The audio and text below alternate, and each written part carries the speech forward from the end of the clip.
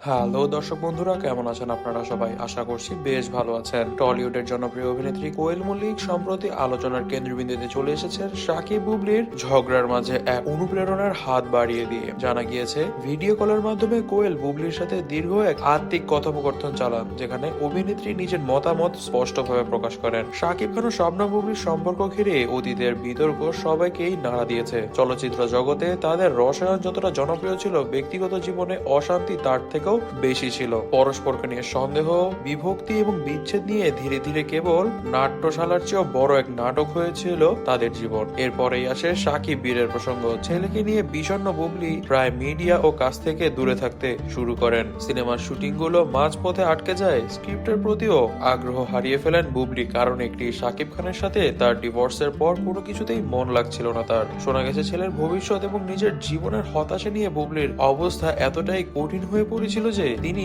নিজেকে আর সামলে রাখতে পারছিলেন না। এমন পরিস্থিতিতে সিনেমা হল থেকে নিয়ে ক্যামেরার পিছনের গল্প যেন থেমে গিয়েছিল বুবলির জন্য। ঠিক এই কঠিন সময়ই বুবলির জীবনে একটি আশার আলো হয়ে এগিয়ে এলেন কোয়েল মল্লিক। ব্যক্তিগত একটি ভিডিও কলে এই টলিউড তারকা বুবলিকে মন খুলে সান্ত্বনা দেন। তিনি বলেন, জীবনের কঠিন অধ্যায় মানে সেটি কখনো শেষ নয়। তুমি মা, সেটি তোমার সব থেকে বড় শক্তি। আমি নিজেও একজন মা, আর আমি মা হিসেবে বলছি, সন্তানের জন্য হলেও তোমাকে কাজে ফিরে আসতে হবে, তোমাকে সাধারণ জীবন যাপন করতে হবে। অতীতকে পেছনে ফেলে নতুন করে বাঁচার পথ খুঁজে নাও। ক্যামেরার সামনে হাসতে শিখো, জীবনকে আবার ভালোবাসতে শিখো। কোয়েল নিজেও তার জীবনে নানা চ্যালেঞ্জ অতিক্রম করে আজ টলিউডের আইকন অভিনেত্রী হয়েছেন। তিনি বুবলিকে প্রেরণা দিয়ে জানান, কার উপর নির্ভর না করে নিজের শক্তি ও লক্ষ্যগুলো ফিরিয়ে আনার জন্যই জীবন অনেক। প্রযোজক ও পরিচালকই আশাবাদী কোয়েল এই বার্তার মাধ্যমে বুবলিকে আবারও কাজের প্রতি অনুপ্রাণিত করেছে এবং খুব শীঘ্রই বুবলি আবারও কাজে ফিরবেন, এমনকি তার আগের থেকেও বেশি পরিমাণে জনপ্রিয়তার সৃষ্টি হবে